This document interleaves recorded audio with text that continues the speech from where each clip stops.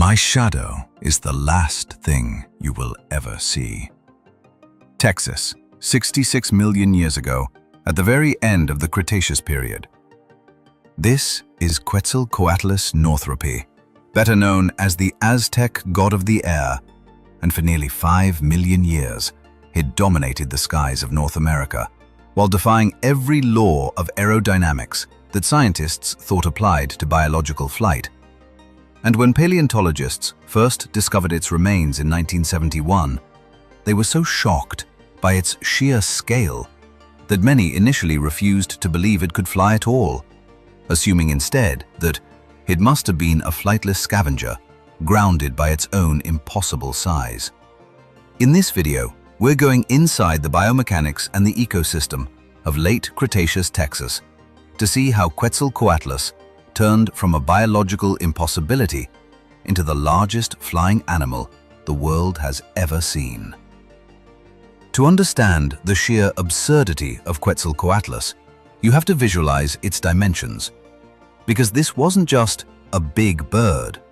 It was a flying giraffe, standing nearly 18 feet tall when on the ground, with a wingspan that stretched between 33 and 36 feet,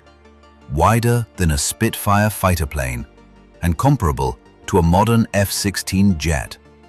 And yet, despite these monstrous proportions, it belonged to a group of reptiles known as Azhdarchid pterosaurs, a lineage that had evolved to exploit terrestrial hunting grounds rather than the marine environments favored by earlier pterosaurs like Pteranodon. The engineering required to get an animal of this size airborne is nothing short of miraculous, and evolution solved the problem through extreme weight-saving measures, creating a skeleton composed of bones with walls as thin as playing cards, reinforced by internal struts for strength, and a body filled with complex air sacs that extended from its lungs into its wings and even its bones,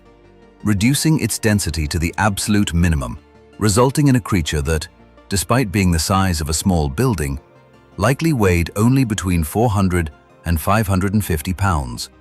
a weight-to-size ratio that seems physically impossible to our mammalian minds, but was perfectly calibrated for the physics of flight. For decades, the biggest debate surrounding Quetzalcoatlus wasn't what it ate, but how it got off the ground, because traditional models of bird flight suggested that an animal this heavy simply couldn't generate enough lift from a standing start, leading some researchers to propose that it must have jumped from cliffs or run downhill to build momentum. However, recent biomechanical studies have revealed a far more dynamic and terrifying solution: the quadrupedal launch. Unlike birds, which launch primarily using their legs, pterosaurs, like Quetzalcoatlus, used their massive forelimbs, their wings, as catapults, crouching down and then vaulting themselves into the air with an explosive push-up maneuver that generated tremendous initial velocity, allowing them to clear the ground and open their wings in a single fluid motion, a technique that would have allowed Quetzalcoatlus to take off from a standstill even on flat ground, transforming it from a grounded giant into an airborne predator in seconds. Once airborne, Quetzalcoatlus was a master of efficiency, capable of soaring for thousands of miles without flapping, riding thermal currents and updrafts to cross continents and oceans with minimal energy expenditure, with some estimates suggesting it could travel 10,000 miles in a single journey, cruising at speeds of up to 80 miles per hour and altitudes of 15,000 feet, effectively functioning as a biological intercontinental glider that could survey vast territories for food or mates. However, the most terrifying aspect of Quetzalcoatlus wasn't its flight, but its behavior on the ground. Because unlike earlier pterosaurs that were clumsy and vulnerable when landed, Azhdarchids were highly competent walkers with long, stiff limbs that allowed for an efficient stride, and fossil trackways confirm that they moved with a confident, upright posture, stalking across the Cretaceous plains like nightmarish storks, scanning the vegetation for anything small enough to swallow whole. Its primary weapon was a beak that measured up to 9 feet in length, longer than a human being, and while it lacked teeth, it was sharp, pointed, and powered by a neck that was surprisingly muscular and flexible, allowing Quetzalcoatlus to strike with lightning speed and precision, snatching up small dinosaurs, lizards, mammals, and even juvenile tyrannosaurs that strayed too far from their parents, effectively occupying the ecological niche of a super stork that could clear an area of small vertebrates with terrifying efficiency. This terrestrial stalking hypothesis explains why Quetzalcoatlus fossils are often found in inland environments far from the sea, contrasting sharply with the fish-eating habits of other large pterosaurs. And it paints a picture of an animal that was comfortable in both domains, ruling the skies as a traveler and the ground as a predator, a dual threat that had no equal in the history of life. Quetzalcoatlus lived at the very end of the age of dinosaurs, disappearing alongside T-Rex and Triceratops during the KPG mass extinction event 66 million years ago. And its extinction marked the end of the pterosaur lineage, closing the book on over 150 million years of reptilian flight. And while birds would eventually take over the skies, no bird would ever come close to matching the sheer scale of the Azhdarchids,